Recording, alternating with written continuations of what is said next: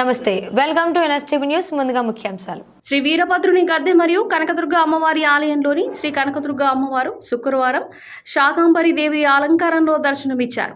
ఆర్యవైశ్య మహిళల సంఘములచే గ్రామస్తుల సహకారంతో రకరకాల కూరగాయలతో అమ్మవారిని ఆలయంలో అలంకరించారు. ఈ సందర్భంగా ఆలయ అర్చకులు కుమార శర్మ గారు మాట్లాడుతూ, ఆషాఢ మాసంలో రకరకాల కూరగాయలతో అలంకరించిన అమ్మవారిని దర్శించుకోవడం వలన వర్షాలు బాగా పడి పంటలు బాగా పండి ప్రజలు సుఖ సంతోషాలతో ఉంటారనే నమ్మకంతో ప్రతి సంవత్సరం అమ్మవారిని రకరకాలతో అలంకరించడం జరుగుతుందన్నారు. తెల్లవారుజాము నుండి అమ్మవారిని భక్తులు దర్శించుకొని పూజలు నిర్వహించారు. ఆలయ కమిటీ ఆధ్వర్యంలో వచ్చిన భక్తులకు తీర్థ ప్రసాదాలు వితరణ ఏర్పాటు చేశారు.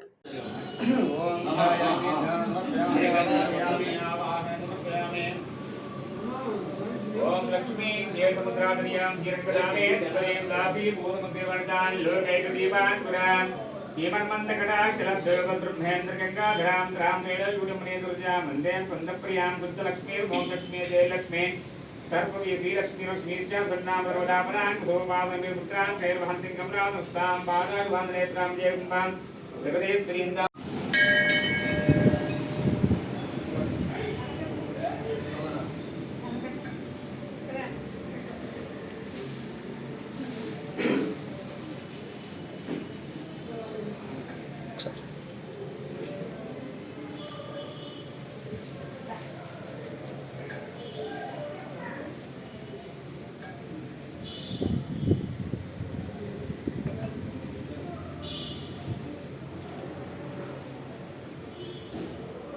जगद्रूपेण नमस्तस्यै नमस्तस्यै नमस्तस्यै नमो नमः।